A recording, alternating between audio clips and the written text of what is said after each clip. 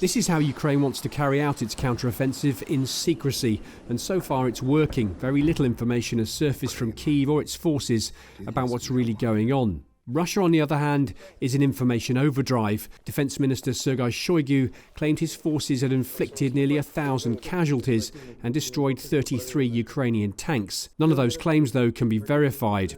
Russian military bloggers are reporting what's happening, with Ukrainian forces seemingly focusing on some key areas, probing Russian defences and in places making advances. So what we're now seeing is an intensification of the campaign.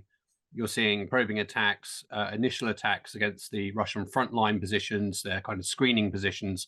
And again, this is part of Ukraine building the tempo, improving, again, their battle picture, their awareness of the enemy, and trying to start finding opportunities, as well as keep the Russians guessing about where they're going to launch their main blow. So this is kind of a cascade. We saw the initial stones falling in the landslide, if you like. We're now seeing the bigger rocks coming.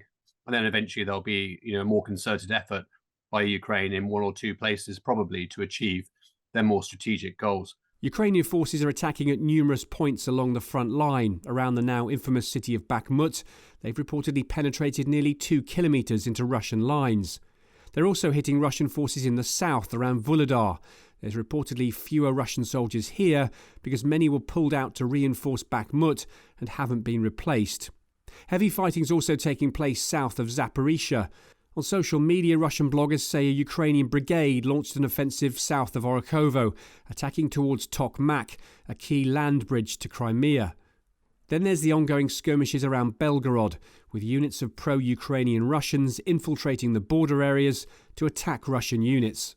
The Russian MOD released this video showing what it claims is a German Leopard 2 tank on fire during fighting 35 miles south of Zaporizhzhia. If it is a Leopard, it would be the first Western battle tank destroyed during this war. But some analysts think the video's been doctored, spliced together from two different battles, and there's no firm evidence it is actually a Leopard. In fact, Ukraine has so far held back its heavy Western armour, including British Challenger 2s. At what point do you unleash those Challengers and Leopards? When is that moment? Isn't it? This is the art and the science of armoured warfare, is knowing really the point at which that sort of battlefield fear, we say, okay, this is the time to push forward in strength. This is the time to try and clear through these positions we've identified. And obviously a huge amount of planning goes into that, but ultimately one doesn't envy the commanders on the spot who have to work out when the time is to start pushing through large numbers of troops. And again, Ukraine's not going to rush this. They've got a lot of defense lines to work their way through.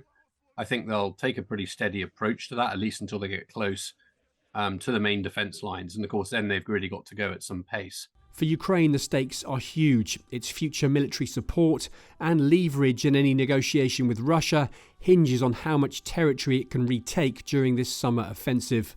A 3-month window to inflict as much damage as possible on Putin's forces. Simon Newton, Forces News.